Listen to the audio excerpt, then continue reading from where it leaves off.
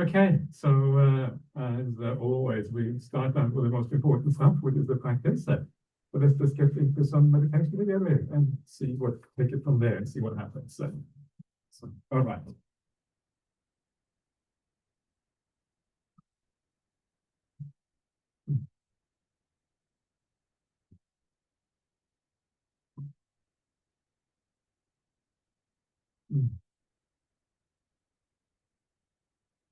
All right, everyone. So just sit back and as always, make sure you are nice and comfortable and at ease and close your eyes.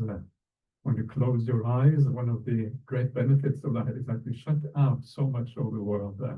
So much of our thinking and brain capacity goes to the sense of sight. And just by shutting down the sight, it already is incredibly helpful to feel peaceful.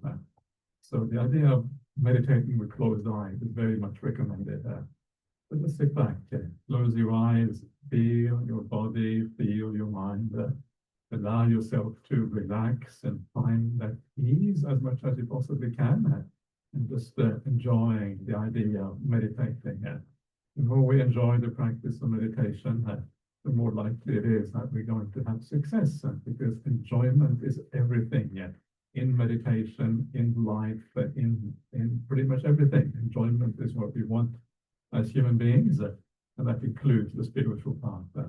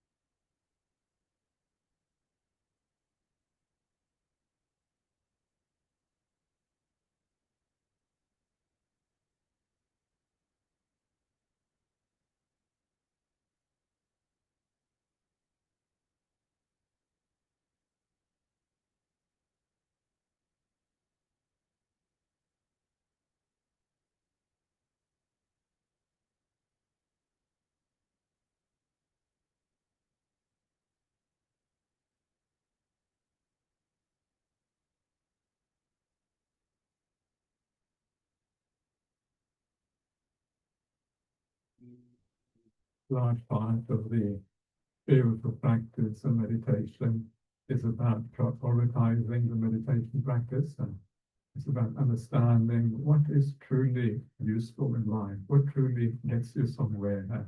What is a real goal? What has a real purpose? What has a real aim? And once you see what is really valuable, what has true value, you can set aside so much of the things of the world. The world just goes around and around, doesn't really have any final purpose, any way it actually goes.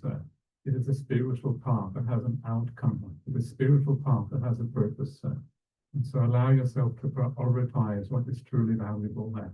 Remember that this is where we actually find something of real value in life. And as you see that and as you embody that, the meditation often comes together.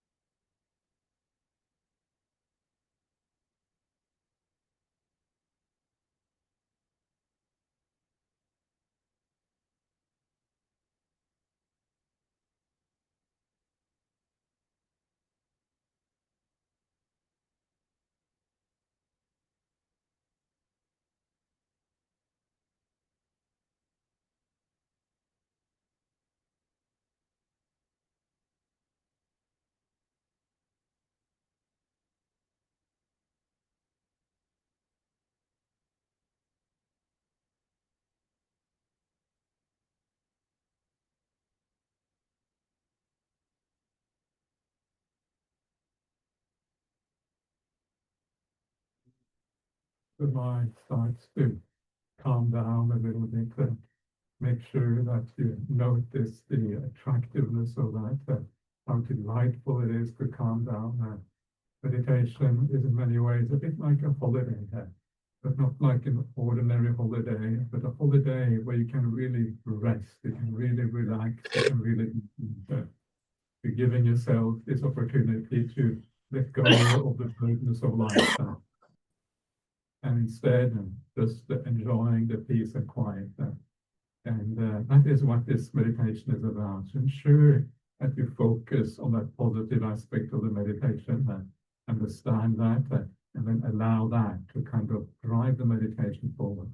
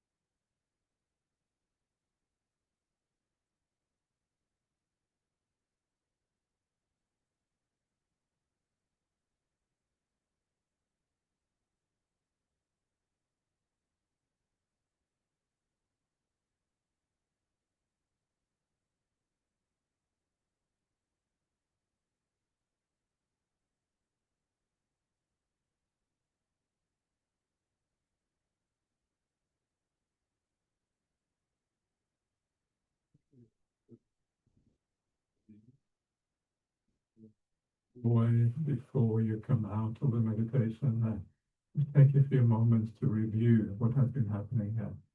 The idea here is to try to understand the process, to become more skilled at this process in the future.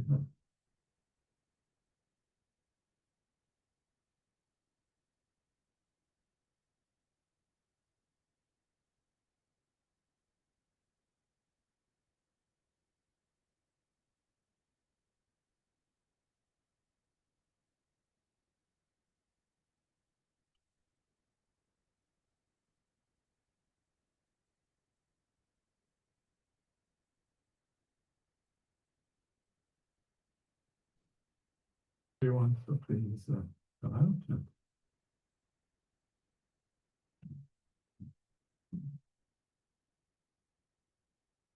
Okay. Which one? You're here. Nice to see you. Hello.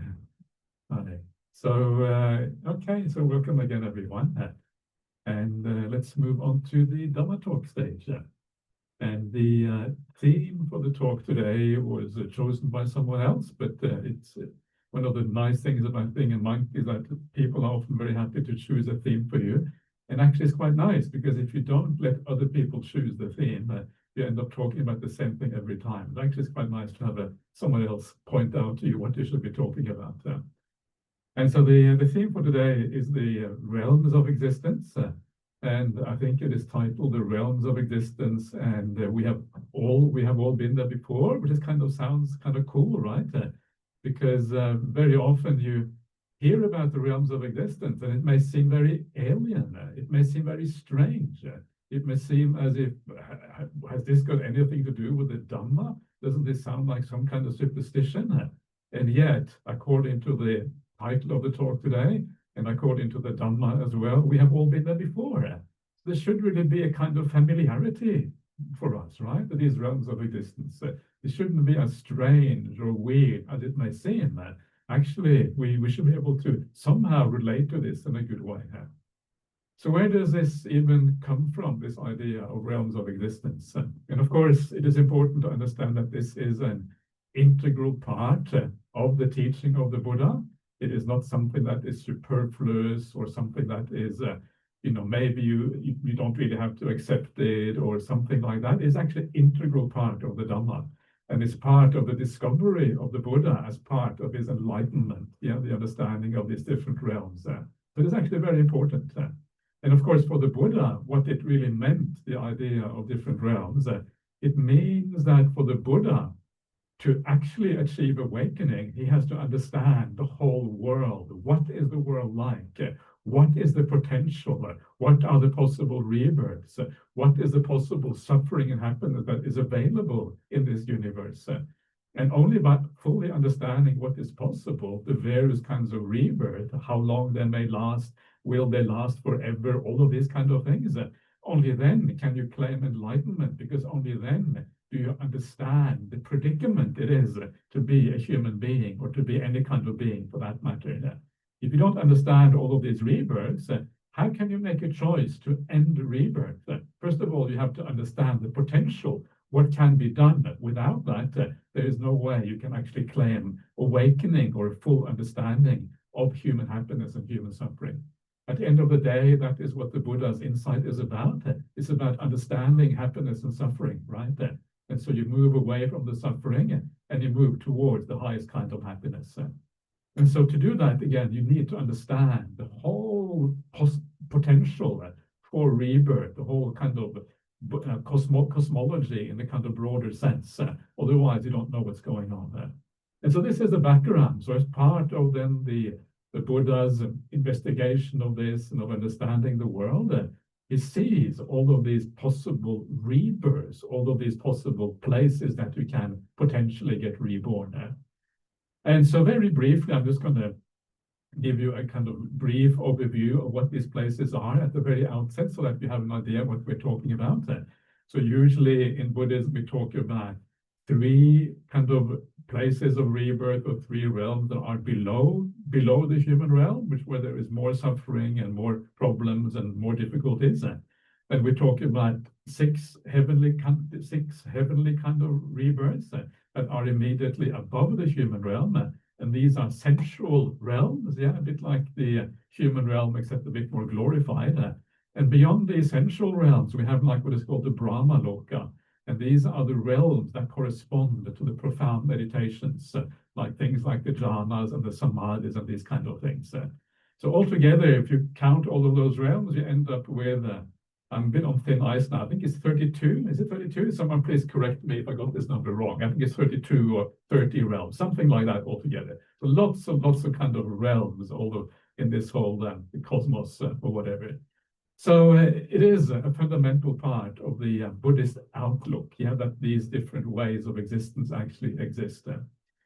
Now, how can we approach this in a way that can start to make sense to us? You know, what is really, how can we make sense of all of these existences? Now, one of the kind of fundamental ideas of the Dhamma is that our mental states are reflected in the external world. Yeah, so how you are experiencing the world right now or at other times, or how you potentially can understand the world is reflected in the various potential rebirths that you may have. And so all of these places, if you call them places, but call them planes or realms or whatever you want to call them, they're not really places as such, they're more like a way that consciousness perceives the world. All of these places, all of these realms, they are directly experienceable psychologically right now. Yeah, so for example, you may have a day when you feel, perhaps you feel really down or really negative, or maybe you get very angry about something, or you kind of find yourself in a terrible state. And it's like you are psychologically in the lower realm. Yeah, that psychologically lower realm corresponds then to the potential rebirth also in the lower existence. Or you find yourself very greedy or whatever, maybe you feel a bit like an animal. You know, sometimes we talk about human beings being like animals. There is a reason why we say that. Yeah, it's not just because we are animals biologically, but it's because our mind sometimes resembles the minds of animals when you see the animals in the wild. And so you can actually recognize your own mental states in the external world around you. But sometimes you may feel really elevated. You may feel you are in a beautiful state of mind. You feel very generous. You feel you want to be kind to the whole world. You love everyone. Yeah, and it's like you are an elevated state of consciousness that corresponds to the Deva Loka outside there. So if you are practicing well and you're doing well in your practice and you feel these positive feelings inside of you, there you are. At that point, you are a Deva. That's what it means to be a Deva. It is no different from that. So it isn't very strange at all. It is just a reflection of all the various mental states that we can have as human beings. And then one day you may achieve a very profound state of meditation, going into samadhi or whatever, and then you know what it is to be Brahma. You know what it is to have this enormous mind that encompasses the whole universe without apparent limits. You know, just pure love, pure compassion, and these things. And you understand what it is to be in the Brahma Loka. So this is the inner world being similar to the outer world, yeah? And so we have some idea of how this actually can be experienced also in the world outside. So it's not very strange at all. It is actually very natural when you think about it in the right way. Another way to make sense of this idea of the various kinds of realms is to think of the human realm and to think that this is just an extension of the realities of the human realm. If you look at the human realm, you can see that there are people in this world who are in a terrible state. Yeah, people who live in poverty, they live in hunger maybe on a daily basis, they live in a war zone, and they have a terrible life. Sometimes it's kind of really awful to see, just it kind of really touches you deeply when you see some of these people in the world and how difficult their lives are. And then you see other people who live this incredibly elevated existence, people who are just wealthy to the point where it is where it's kind of ridiculous, yeah, and they can kind of enjoy and do whatever they want or whatever. Maybe they are even happy, and you know, sometimes they're not happy, but sometimes they might be happy, and they have kind of everything. So the span in the human realm from the people who have the least, the people who have the most, the people who have the least talent, the people who have the most talent, whatever it might be, is great. And all you have to do to understand these other realms is to kind of increase that span, between the poorest and the richest. And as you do that, you move into the Devaloka when you go up, and you move down into the Petaloka, or the animal realm, when you move down from that. And so this is nothing more, really. The Devaloka is nothing more than a glorified human existence. That's really what it comes down to. And that is what it is, these kind of gods that we're talking about here. So that gives an idea of what these things are and how we can relate to it. Don't make it too alien and seem too strange. Now, one of the things I remember when I came, sometimes when you read about the various kind of gods in Buddhism, you start to recognize that this is actually very similar to gods when they talk about gods in the Hindu tradition, or they talk about the gods, the ancient Greek gods, or the Roman gods, or the Nordic gods for that matter. Yeah, it's all kind of the same. And you have the same thing. You travel around the world to the various cultures, whether it's in China or in Africa or the American Indians or whatever. All of these various cultures, they have their gods. And you look at these Buddhist kind of gods and you think, actually, it's just more of the same. And then you wonder, but isn't this kind of a stage that we put behind us a long time ago? Isn't this a very primitive kind of outlook? And if you look at how how an anthropologist or a sociologist or whatever would look at the world, they will very often, argue that in the early days, the religions, they were polytheistic. You had this vast kind of pantheon of various kind of gods. And then as society got more sophisticated, those gods became fewer and fewer until eventually you only had one god. And then that one god became, more and more refined, until all you had was this kind of abstract idea of kind of universal consciousness or whatever. That's kind of God. And eventually you went even beyond that, and we all became atheists. Yeah, are you all atheists? I don't know if you are atheists or Buddhist or what you are, but I was kind of an atheist before I was a Buddhist. And now as a Buddhist, am I an atheist or not? That depends what you mean by atheist, right? I'm kind of I don't know what I am. It's hard to kind of explain. I'm certainly a Buddhist. But whatever. And so this is kind of the way we tend to think about the world, how we become more and more sophisticated. But actually, I think that what we have done is moved away from the reality. When we become less and less sophisticated, the more realistic kind of thing is how things was at the beginning. When we had this polytheistic idea of the world, there were many gods. Yeah, it wasn't so far. It was kind of fairly close to our ideas, even what it means to be human. These gods were human beings writ large. They were more powerful. They were more happy. They had more kind of, they could intervene in human society and these kind of things. But they weren't fundamentally different from us as human beings. Whereas the gods that were created later on, the kind of monotheistic gods of many religions, they are so abstract, so artificial. Yeah, this idea of an eternal kind of God, it's very difficult for us to really even relate to that. And so I say that the gods of the Nordic gods, or whatever gods, are actually more realistic than the kind of the later gods that you find in the kind of monotheistic religions.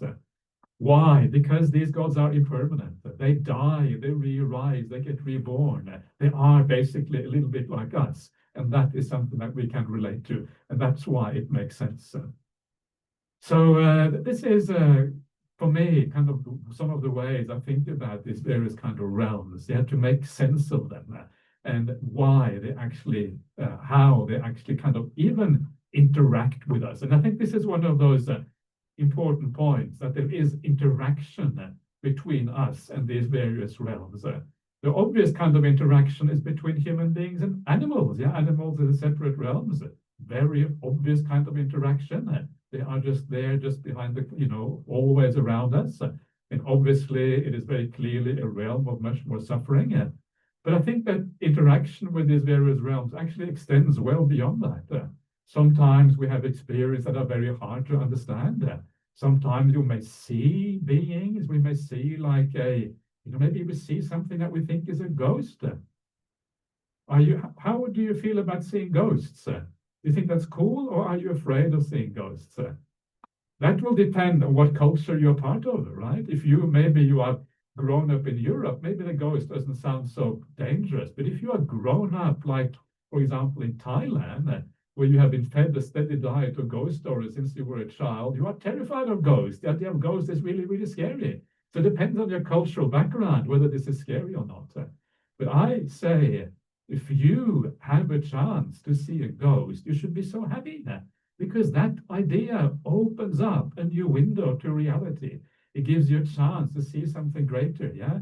So if ever you go out at night and it's very dark and whatever, then say in the darkness, oh, if there were any ghosts around, please show you, I want to see you, yeah? So kind of make yourself appear. That is the right attitude, yeah? And then maybe you will see a ghost one day, and then maybe you will expand your idea of reality, of what consciousness and being actually is all about. And so, yes, these things exist, and these things are experienceable, and it's a great benefit to see these things. On the other hand, you have the devas, and we know that there are stories of human beings interacting with devas. I think there are many such stories. I think that one of those interactions, one of those strange things that you sometimes hear about in the suttas, is the interaction between human beings and the gods. And the gods, they kind of come down and they'll get a teaching from the Buddha and all of these kind of things. And then after the teaching, they kind of bow down to the Buddha. It's kind of cool, yeah, the gods bowing down to the Buddha, and then they kind of go off. So what about in the present day? What happened? How come there were all these gods around in the present day, but now they are not around?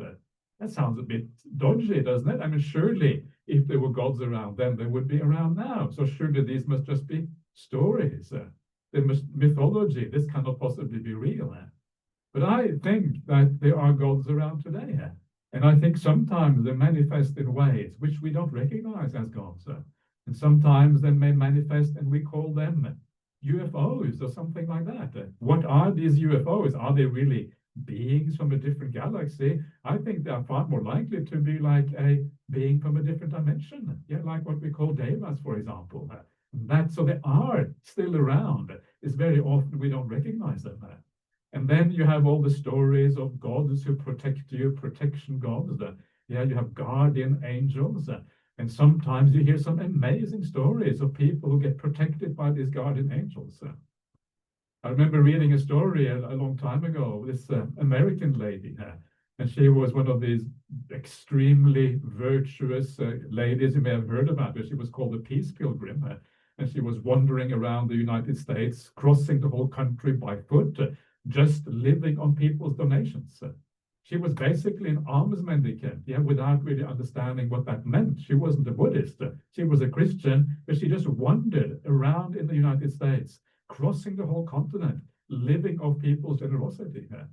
And she told a story where at one point she lost control of the car that she was driving. And as she was losing control of the car, going downhill, she thought, this is it. I'm going to die. I'm going downhill. I'm heading straight for the traffic and the cars below. I'm finished. And suddenly she had this feeling, this sense that the car was taken over by a powerful force. That powerful force took hold of the car, steered it in the right direction, and then allowed her to escape that life-threatening situation. Can that happen? Yes, it can. And if you are the kind of person that the gods want to protect, then very likely it may happen to you as well, if you come in a very difficult kind of situation like that. So this is kind of how these various interactions between these realms, how that can occur. And that is kind of, this broadening out of our understanding, all these mystical phenomena that we have in the world. I think very often they turn out to be real. These are real things happening here. And very often when we open up to that, then we start to see it also in this particular way. So, but when it comes to other realms, they are often too far away for us to really be able to interact with them properly. So when you have like the Brahma realm, the realms that have to do with the jhanas and these kind of things, these beings are just too far away. And so there isn't any possibility of direct interaction. So that gives you a little bit of overview of what all of this is about. Yeah, we interact with these realms. We can think of these realms in terms of our own mental states, and they are just like human beings writ large in many ways, especially the devas. So having done that, I thought I would take you of a little bit of a tour of these various realms. Yeah, not literally. This is not going to be a literal tour, although there is a story about that. You know that there's a story about that. There's a story of someone who took someone on a literal tour of these realms. Isn't that kind of cool? How can you take someone on a literal tour? This is apparently what they did. So they said, okay, there's a large group of people. So they said, oh, everyone become really peaceful. And when you become really peaceful, I will take you mentally and bring all of you to this realm, literally. That was the idea. So be careful who you meditate with, yeah? Because if you meditate with the wrong kind of people, or maybe the right kind of people, depending on how you see it, they might take you to these kind of realms. Wouldn't that be nice? Wouldn't that be a neat trick? So you kind of, everyone comes together, you meditate in a certain way, all the minds kind of unify in a certain way, and then the leader takes everyone out on this tour of the universe, yeah, of the various kind of realms. I sort of find that is really kind of exciting. So I will take you now on a non-literal tour to give you some idea what these realms are like.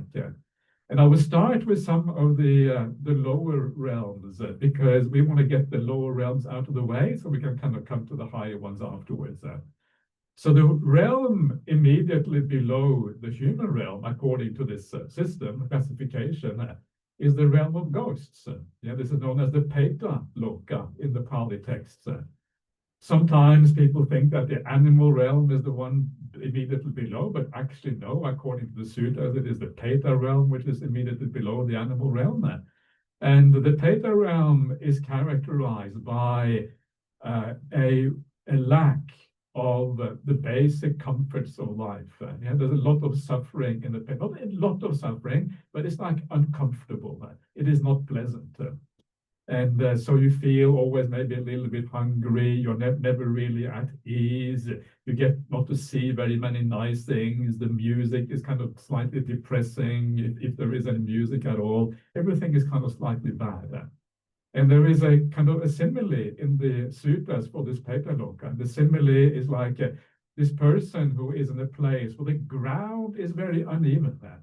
The uneven ground and the trees there, they don't give proper shade. The leaf, the foliage is very kind of scant on these trees. And so when you want to lie down and you want to get away from the sun, you can't really get away from the blazing sun, yeah, because, and that's kind of gives you an idea of what that realm is like. So it's not really absolutely terrible, but it's just kind of uncomfortable. And, you know, like when you're having a bad day in the human realm and nothing is really going well, it's a bit like that, it's carrying on for a long period of time.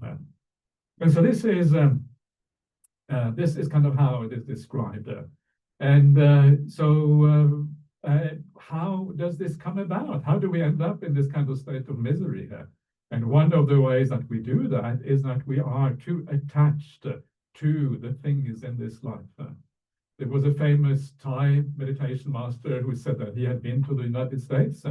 And when he was in the United States, I don't know why he singled out the United States. I'm sure it's the same everywhere, but he did single out the United States. And he said he went around all of these big mansions. Yeah, maybe, I'm not sure if it was in LA or wherever it was. And he saw all of these ghosts everywhere. Yeah, all of these big mansions, they had all these ghosts attached to them. And he realized that all of these ghosts, they were the previous owners. And they were so attached to the beautiful mansions that when they died, they held on.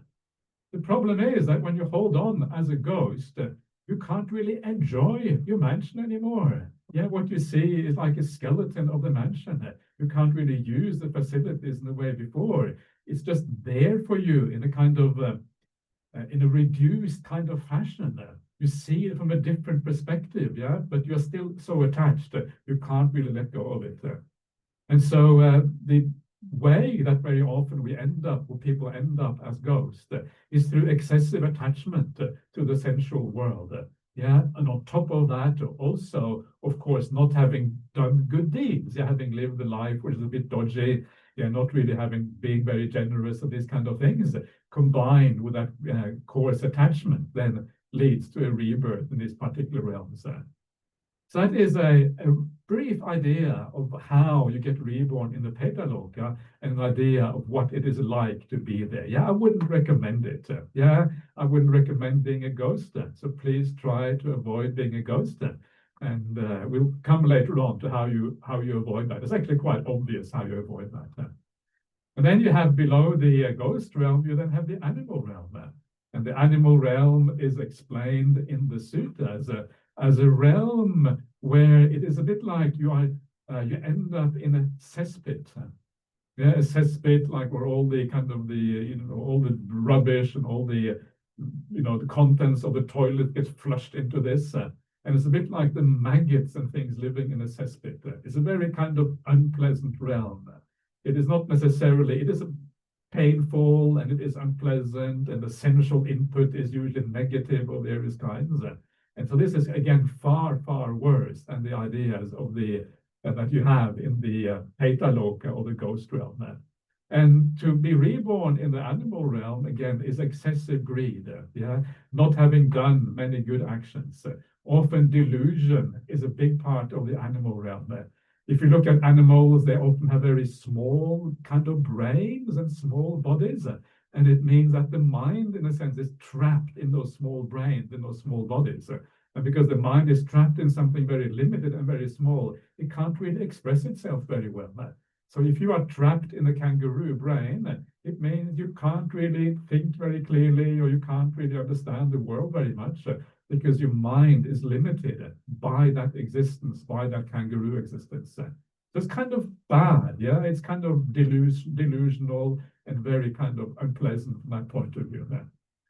Now, one of the interesting things that you find in the suttas is the similes that are given for how long you stay in these kind of realms.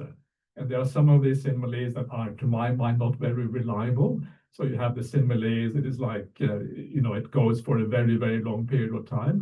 But there is one simile that kind of stands out for being quite, I think, maybe being the most original of these kind of similes. And that is the idea of the turtle that emerges to the surface of the ocean once every 100 years. And there is like a yoke or a wheel or whatever kind of floating on the ocean. And then the Buddha says, well, what is the chance of that turtle coming up every 100 years by accident, sticking its neck through that yoke? And of course, the monks say, well, it's very unlikely, yeah, because that the yoke is just floating everywhere and the ocean is enormous. So very, very unlikely to happen. And then the Buddha says, well, for a bad person, one who habitually does bad things, the chances of being reborn again as a human being is similar to that turtle sticking its head through that yoke. That is kind of the simile there. But you will notice a very important point of the simile is that this is not about the chance of being reborn as an animal or anything like that. It is the chance of, once you have been reborn as an animal, it's the chance of getting back again if you are a bad person. This is specifically said for people who habitually do bad things. That is what that simile is about. So if you are a good person, yeah, and you basically do good things and you live your life as a Buddhist, you keep your 5 precepts, you are kind and generous and all of that, and even if you do get reborn temporarily in a bad realm, you will tend to come back again very quickly. So this simile is not for you. It is for those people who live in a bad way. And once we understand this broader picture, it doesn't seem as terrible. Very often the scare stories are actually far worse than the reality that we find in the suttas. And then below the animal realm, at the very deepest level, the realm that you have there is the hell realm. Yeah, so in the Dhamma, we also have the idea of hell realms. And that is described in the suttas as falling inside a charcoal pit. A charcoal pit where the temperature is very, very high, it's kind of blazingly hot. And that's what kind of the hell realms are like. And to go there, you have basically you have to do many, many bad things. Largely, you probably have to be an angry kind of person who expresses that anger a lot in your life. And anger is one of the main drivers of being reborn in the hell realm. And so again, it is very, very unlikely to happen to people who live a good life. So that is the lower side. And one of the reasons why the Buddha talks about the lower end of things is to remind us of the dangers in samsara. Samsara is dangerous. It is to give you a motivation to do your practice. The Buddha is always about carrot and stick. This is the stick part of things. Yeah. Okay, come on, get your act together. Yeah. But then, having talked about the stick part, he also talks about the carrot. Of course, the highest carrot in the Dhamma is Nibbana. Nibbana is the carrot we should all be kind of looking for. But there are like intermediate carrots, like small carrots. The big carrot, the really big carrot is Nibbana, and then you have the smaller ones. Yeah, that are kind of the heavenly realms. And so we start with the small carrots, and we move on to the really big ones. And we kind of understand how all of this works. And so the smaller carrots, they start with the lowest of the Deva Lokas, which is the four great kings, the Chatu Maharajika Devas. This is like immediately above the human realm. And there, the lifespan is very long. It says that one day in their realm is like 500 human years. Yeah, and then they live like that for 500 years. So it becomes thousands and thousands and tens of thousands of years, this kind of realm. And there they are very happy, they have more happiness, they have more power, and all of these kind of things. And you can read about this a bit in the suttas, how they enjoy themselves and they play in these kind of realms.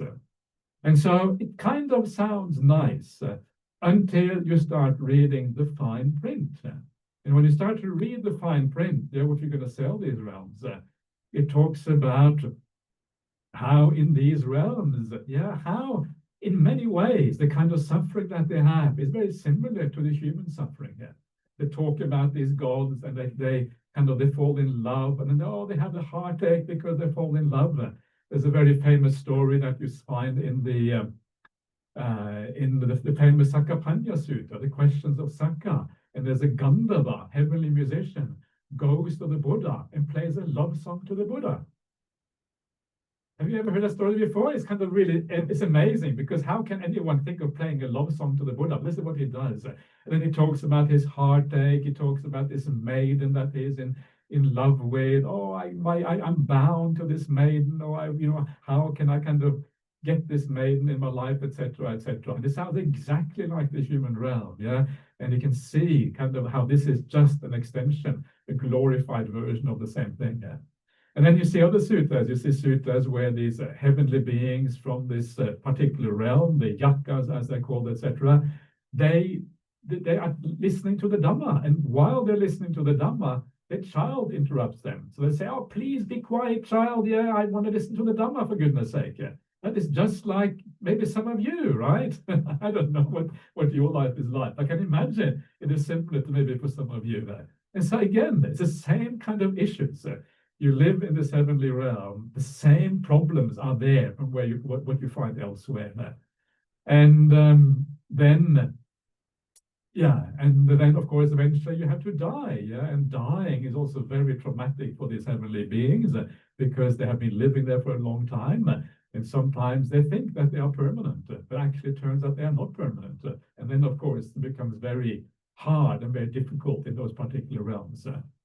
Now, this Chatu Maharajika Deva, the realm that is immediately above the human realm, that is also the realm where probably most of these guardian angels are found. And so if you want to have a guardian angel in your life, that is where you should go. This is where you find your guardian angels. So how can you have a guardian angel? Well, the way that you get a guardian angel is by being a good person. If you live well, if you are really virtuous, if you are truly kind, if you have a heart of metta and compassion in this world where there is so much, where sometimes there is a lack of these things, the devas will look out for you and they will see you and they will say, well, here is a special person. Let's help that person. Yeah, and this is how you attract these devas, because you are living a life of kindness. And that is the way. The way to get the deva is not to put out food on your shrine in the garden. That's what some of the people do. They put out the food on the shrine in the garden. You see this everywhere around the world. And that is a nice way of supporting the petas, the people who have died in your life from the past. It's a nice way of doing it. But if you want to attract the devas, you have to do it through virtue. And then there's a chance that they will come and support you in this way. So that is the one realm above the human one. The one above that again is called the Tavatimsa Loka. Tavatimsa Loka is the heaven of 33. And you can read about this someplace in the suttas, and you read about the enormous mansions they have, with what is it? There's one mansion that Sakka, the lord of the gods, has.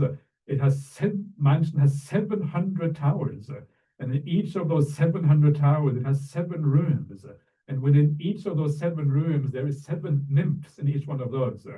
You can start to do the mathematics, and you can start to see the numbers here are really enormous. And that's where kind of Sakka is kind of hanging out.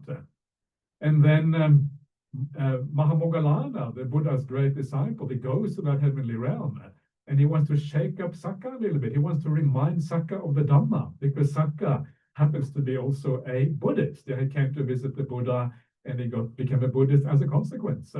And so he goes up to the heavenly realm, and he touches this mansion of Sakka, with his big toe. And when he touches the mansion of Sakka with the big toe, the whole mansion starts to shake. And Sakka kind of goes, whoa, what is going on? What is happening with my mansion? This Mahamoggallana, very, very powerful kind of monk. And as he does that, Sakka kind of comes back to his senses again, understands the impermanence, the danger of the heavenly realm, and then is reminded of the Dhamma and kind of starts practicing again. So Tavatimsa Loka is kind of, again, it is human realm writ large. Everything is kind of really magnificent. But the downside of that realm, again, you start to see it has many of the same aspects as the human realm has. The devas of that realm, they often fight with the asuras, very famous kind of stories of the devas and the asuras fighting with each other. It is just like the human realm. It's like the Russians and the Ukrainians fighting each other, or the Middle East maybe. Actually, no, it's not quite like that, because in the heavenly realm, there is no blood. It's more friendly kind of battle, right? One of the stories I really like about the heavenly realm is where the Asuras are following behind the devas. The devas are running for their life because the Asuras are coming behind. And then Sakka is traveling in this amazing kind of chariot, the chariot drawn by 1,000 thoroughbreds. Imagine 1,000 thoroughbred horses drawing a chariot. Isn't that a kind of a magnificent sight in your mind? Just imagining that. And so Sakka is coming with this chariot with 1,000 thoroughbreds. And then there is a bird's nest on the road in front of him.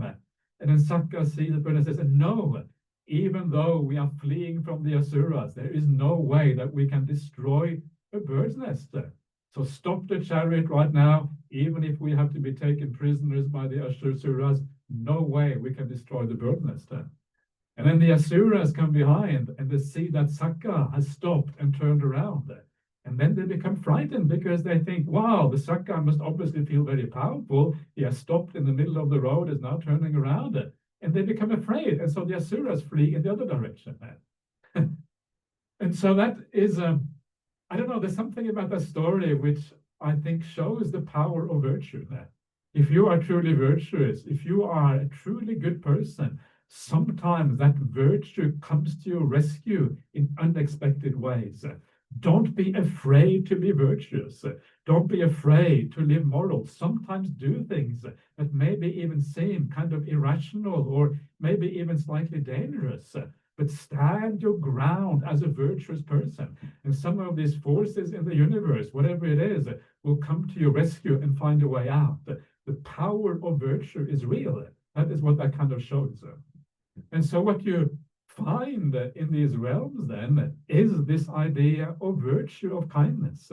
You find that Sakka is practicing to overcome anger, for example. You find that Sakka is practicing patience. Patience is one of the powers of Sakka, according to this particular suttas. And so there is such a thing as moral practice, even in the heavenly realms. Very often we hear this idea that, oh, if you go to heaven, you can't practice the Dhamma. you are lost, you're just going to enjoy yourself. And yes, they enjoy themselves a lot. Yeah, they play around in the Nandana Grove and they have a good time and they have these enormous palaces or whatever. But at the end of the day, they too practice kindness. They too practice overcoming defilements. They too want to listen to the Dhamma. They too become stream enterers. Like Sakka became a stream enterer when he came to the Buddha. So it is possible to practice in these realms.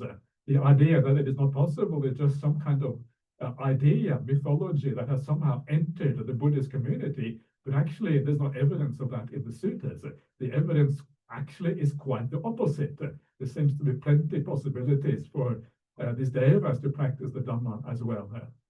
So yeah, you can see it is kind of glorious, but it also has its downsides. There is war, there is problems. Even as you move up the higher realms, there is this kind of problems. And then you move even higher. The next realm above the Tabatingsa Loka is called the Yama realm. Now, I have good news for you. And the good news is I don't have anything to say about the Yama realm, because if I had something to say, we'd be running out of time. So I don't have anything to say about that realm because there is no information about it in the suttas. It's obviously just one realm higher. Yeah. So what it means as you're moving up these realms, it means that it takes more and more virtue, more and more meditation to be able to be reborn there. It takes more of a pure mind. Initially, it just takes powerful morality. Then it takes also meditation practice. The next realm up after Yamaloka is called the Tusita realm, the contented gods. And you can imagine that to be contented, basically meditation is required, because meditation and contentment are very closely related to each other. So the Tusita Loka is where the Bodhisattva was before he came back, before the Buddha was reborn as the Buddha to be, and then became the Buddha. He was living in the Tusita realm, the contented realm. So that, I think, is probably a very beautiful place. And I think that many meditators who don't go all the way to the jhanas, they might get reborn there, because that's kind of the inclination of their mind. They just want to be peaceful. They want to be contented. They want to chillax. They want to hang out with the Aryas. Yeah, one of the beautiful things about these realms, lots of Aryan people in these realms, or Aryan devas, because that's where the Aryas get reborn. Then the next realm after that is called the Nimanarati devas. And these are the devas that delight in creation. These are maybe like the artists of the world. Yeah? These are the people who are entrepreneurs, who create something beautiful in our societies. These are the people who love to create things also for the rest of humanity. But here, of course, it is a very high level of creation, probably the creation of the most beautiful things kind of imaginable, the most helpful things imaginable for beings. This is where that is.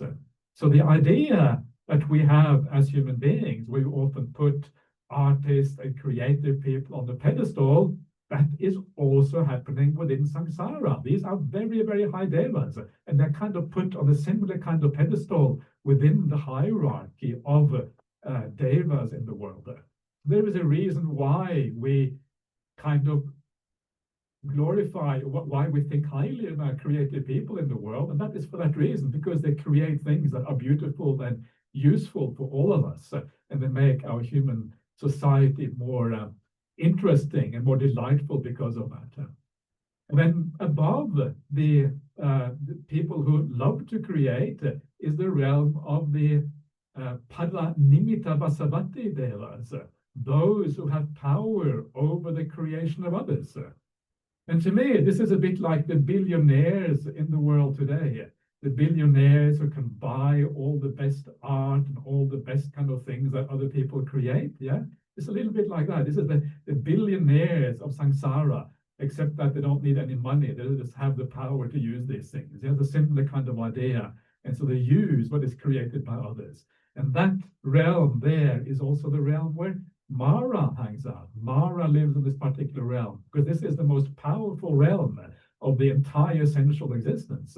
And these beings are going to be very powerful as a consequence. And that is the limit of the five sense world. These are the most refined, the most powerful aspects of that five sense world. Beyond that is the Brahma realm. And to get reborn in these Brahma realms, it actually requires the jhanas. It requires very, very deep meditation to actually go there. And so these are very peaceful, beautiful realms that last for a very, very long time. They are said to last for a full eon.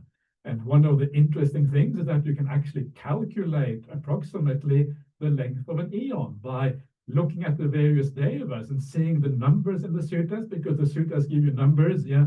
And so one day in this Devaloka is like 500 human realms. They live 500 years like that.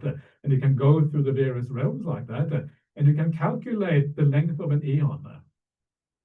Isn't that kind of exciting? How long is an eon, do you think, according to this calculation? And according to this calculation, an eon would be approximately 35 billion years. And if you look at the age of the universe now, it is said to be roughly 12 or 13 billion years. And we are still kind of in the expansion phase. We still haven't reached the halfway mark. So it fits it's kind of remarkably close, yeah, to the way the world looks from now. It's kind of, I don't know if it's just a coincidence of what's going on, but there seems to be something going on there. I know one of my good monastic friends, Bhante Sujato, he did the calculation on the kind of length of the eon from various different angles, because there are a number of different similes and ways of looking at this. And they all kind of come out to roughly that kind of number. I don't know if that's wishful thinking, or maybe kind of you have what is called motivated reasoning, I think they call it, because you're motivated to see things in a certain way. But it looks like there's something going on there. But anyway, it is a long time, right? You go there for an eon there. But what is really interesting about these realms is that even though they are so elevated, yeah, all of these realms have their defects. All of these realms going up are not really fully satisfied, fully content. There are these downsides to them. The downside of the Brahma realm is that these beings are still deluded. There is this wonderful, amazing story in the sutta called the Kevada Sutta. And in the Kevada Sutta, there is a monk. And he goes around asking everyone, where do the four elements, where do they cease without remainder? Where do the four elements cease without remainder? And then he goes up the various Devalokas I've been talking about now. And in all of these various Devalokas, the Devas have no idea where these elements cease. And then he goes all the way up to Brahmaloka. And then when he goes up to Brahmaloka, he asks this Brahma, and there's a kind of large assembly of Brahmas around this Brahma. And he says, well, sir, please tell me, where do these four elements cease without remainder? And then Brahma says, I am the supreme, I am the Lord, I am the creator of everything that has ever been created. I'm the father, the progenitor, the creator of all that has been and will ever be. And the monk said, I didn't ask you about that. I asked you, where do the four elements cease without remainder? It's kind of really funny when you read it. It's kind of really weird. This Brahma gives a completely non sequitur answer, got nothing to do with the question. And then after being asked 3 times and giving the same answer, this Brahma, he takes this monk to one side and he says, listen, monk, I don't know the answer to that, but I can't admit that in front of my assembly. So please don't ask me this question again. Instead, go to the Buddha. You are a monk, for goodness sake. Why are you asking me? Go to the Buddha and ask this question. And so finally, this monk gets back to his senses and he goes back to the Buddha and he says, well, Venerable Sir, where do these four elements cease without remainder? And then the Buddha gives this beautiful answer about how it ceases in a certain realm of consciousness and ultimately how everything ends with when you actually attain Nibbana itself. And so the problem with even these highest realms is that they don't actually know at the end of the day. Even though it is very beautiful, there is still a foundational root delusion in those realms. And that root delusion means that eventually they will have to get reborn again. That root delusion means that when the Buddha comes to those realms and teaches these beings the Dhamma, they get frightened because they understand, oh, I thought I was permanent. I thought I was going to be here forever after. But it turns out the Buddha is talking about impermanence. I am not permanent after all.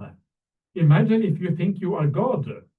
I don't know if you have ever thought you are God. I don't recommend, that's not a good idea. But if you have ever thought you are God and you think you are permanent, someone tells you are impermanent, it's pretty kind of, yeah, it's scary. And so the Buddha scares them, and this Brahma starts to shake because there is delusion there at the root level. And that is the real problem. And so our job, once we understand this whole cosmology, understanding the downside of all of these things, understand that the whole thing is built on an edifice of delusion, built on a foundation of delusion. We understand that wisdom, understanding the world in the right way, that is the highest kind of thing. Because through that wisdom, we can make the right choices.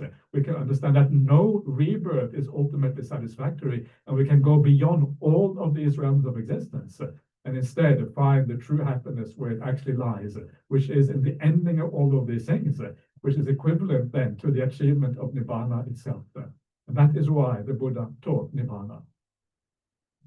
So that is a lightning tour of the various kind of realms of samsaric realms.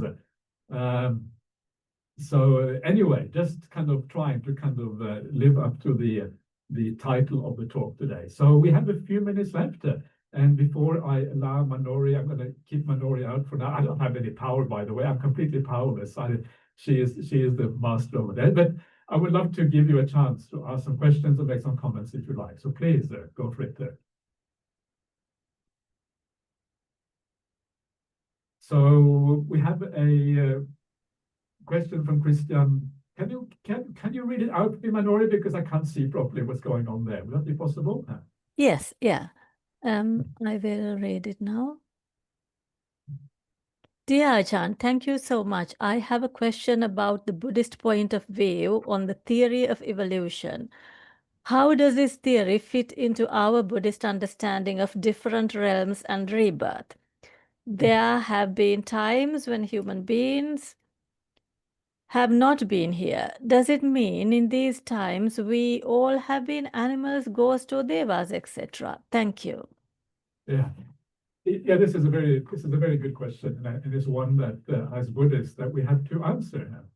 And the way that I understand this is that the theory of evolution is basically a physical theory. It's a theory that works on the genome, the genes of human beings, and evolution happens through this process of mutations and then natural selection and all of these kind of things. And then you get this whole, so it's a physical theory that works on the physical body. The realm, the idea of various realms is a mental kind of evolution, how we evolve according to our karma. So it's a different kind of thing. And so these two different ways of looking at the world, they kind of cross each other. Yeah. So on the one hand, you have the physical world evolving according to its laws, and then you have the mental world evolving according to its laws. And then you will then be, depending on your karma, you will then be reborn according to what is available in that physical world, depending on what evolution allows you to be reborn. So sometimes evolution, if it is the dinosaur age, if there are no human beings, well, you may have to get reborn as a dinosaur now. Sorry, there's nothing else around. You have to take the best thing that is there. So hopefully you become the apex predator. Yeah, you become the Tyrannosaurus Rex instead of becoming one of these kind of dinky herbivores who kind of gets eaten by the Tyrannosaurus. So hopefully you don't have to have too much fear there. So that is one. There's two different streams of evolution that cross each other. Yeah, and then you kind of in that crossover, that is where you get reborn in that crossover between these two realms. When it comes to the human realm, one of the things I didn't talk about because I probably should have talked about, but I didn't, is that these realms of the world are not really fixed. These realms are themselves kind of floating and changing. If they are fixed, it becomes too much like the sense of self. It becomes too much like something solid. And things aren't really solid according to the Dhamma. Everything is always moving. And so the human realm itself, sometimes you can be reborn in the human realm and life is much longer than it is now. Sometimes life is much shorter. And according to the suttas, even in the human realm, life can go up to over 80,000 years. And so if you are going to be a human for 80,000 years, you may ask, how is that possible? Because surely this human body is not going to last for 80,000 years. And then imagine what even after 100, we start to look a bit dodgy. Yeah. Imagine after 80,000 years, what you're going to look like. It's going to be pretty, going to be very difficult. So, so what I think is going on there is that these realms were not tied to this world. So the human realm itself oscillates between the physical realm that we have in common with the animals, and it may oscillate to something more similar to the Devaloka. So I think that at the time of the dinosaurs, they may very well have been human beings around, but they were like in a higher kind of existence, closer to the Devaloka, yeah, somewhere in between, because of the oscillation of these realms all the time. And so it's kind of, I think the whole thing is actually quite complex. There's kind of all kinds of movements and things happening all the time. The realms are changing, we are changing, and everything is kind of moving around in this way. And so, yeah, so it's important not to take these things as too kind of solid or too as kind of given. Sometimes realms may exist, sometimes they may not exist, but there's a lot of movement and flexibility in this kind of schema. Yeah. Okay, so please. Susan. Yeah, thank you, Ajahn Brahmali. I really enjoyed the meditation and the Dhamma talk. You said that the four elements, they cease at some point and in Nibbana, but also I understand you said like there's other states where they cease. Could you explain that a little bit more? Yeah, so the idea there is that in that particular sutta I was talking about, the Kavada Sutta, is that it seems like the four elements, in other words, everything that has to do with form, everything that has to do, which is similar to human existence, it stops when you get to the immaterial attainments. The immaterial attainments are precisely immaterial because there is no matter, there is no form in those particular realms.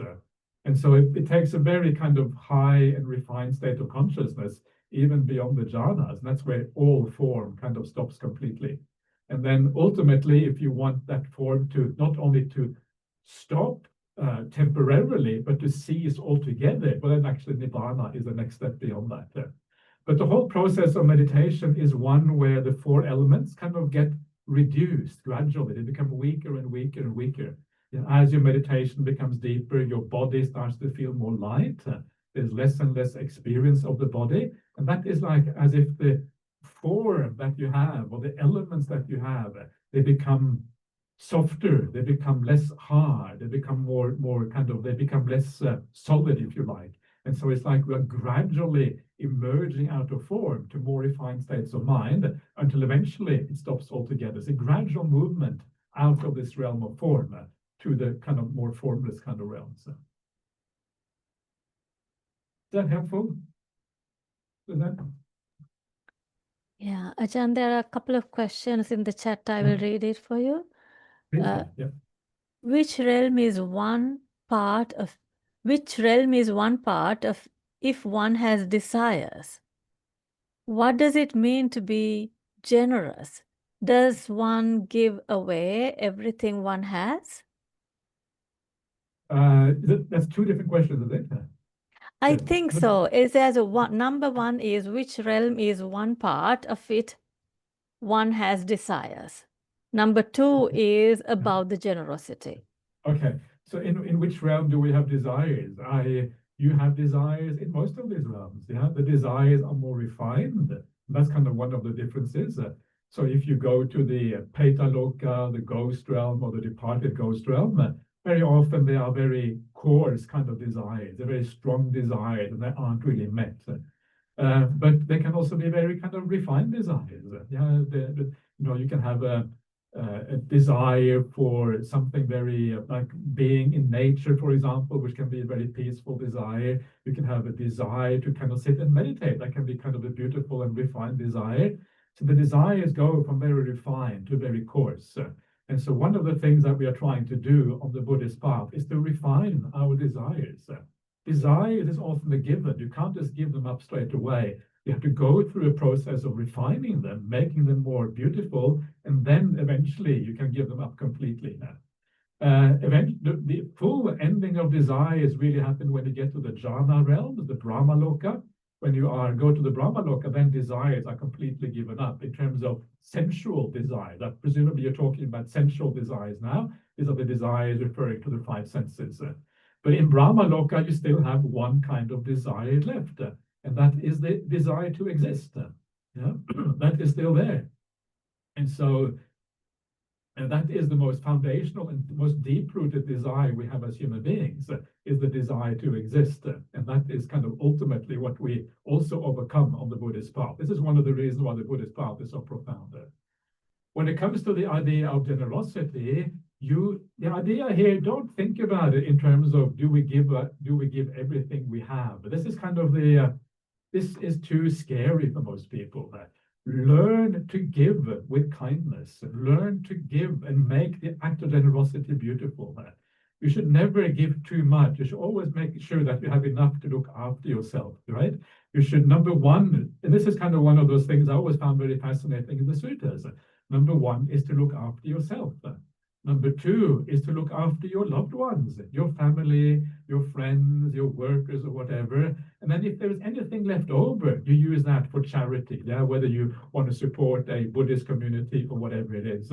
And so you know how to give in an intelligent way. You know what are your needs, what are your requirements, and then you give beyond that. That is the right way of practicing generosity.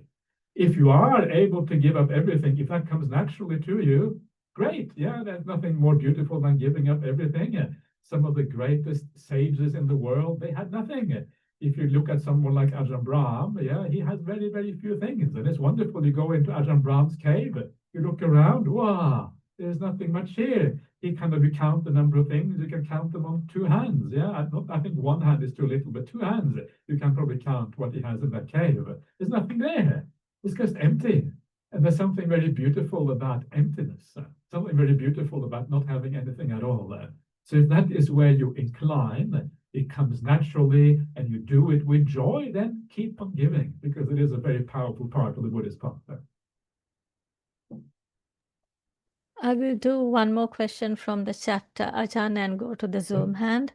The question says, I don't think I can believe things without direct experience. So can you still follow the Dhamma without taking on a particular belief system? Not to dispute these beliefs, but I just don't know what's going on, to be honest. That's a fair question. I think it's a very good question. And I would say that many things in the Dhamma, many people have problems with the kind of various spheres of existence and all of these kind of things, and you don't have to believe it. But what I would recommend that you do is try to have an open mind about it. Try to say, okay, I don't know, because that's the truth. You don't know. Face it. And so at least let me have an open mind and let me see where things go from there. For me, one of the most important things is that the Buddha said this is true. And because the Buddha said it is true, then what am I supposed to say? Am I supposed to dismiss what the Buddha said? Am I supposed to say that the Buddha didn't know what he was talking about? If I said the Buddha doesn't know what he's talking about, I find that really, I can't say that. If the Buddha said this, then to me, this must be true. To me, that is the highest kind of evidence. And it's not just the Buddha saying that. I know people I trust very highly, who say they have seen these beings. And when they come to me and say, I've seen these beings, I think, wow, if you say that, okay, I can't really dismiss it anymore. And so please have an open mind. That's what I recommend. Have an open mind. Try to understand the message of the Buddha. And as you understand that message, then something will happen. Either you develop those ideas, maybe they become more real after a while, or maybe you have to reject them. And if you have to reject them, then of course, so be it as well.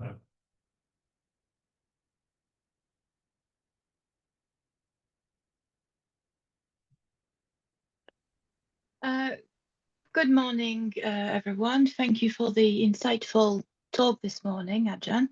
So a bit of a light-hearted question. Is the concept of time in Buddhism like many other cultures, as in linear and forward, or could one be reborn in the past, or does it even matter? Does it even matter? Yeah. Can you be reborn in the past? I don't think so, because one of the things about samsara is that it is kind of it has a certain causality built into it, and so past causes leads to future results. The law of karma is that what you have done in the past will affect what your future is. So if you are reborn in the past, it's kind of hard to see how that would work. It would kind of make a real mess of karma. I'm not sure how that would work out with karma. So I think you're always going to have to move forward there. But what to me is more interesting is this idea, as you say, about linearity, because to me, the Buddhist idea of time is not at all linear. It's more like circular or more like spiral, maybe, or something like that. And everything tends to go around. It doesn't go around to the past, but it goes around to re-experiencing things in roughly the same way.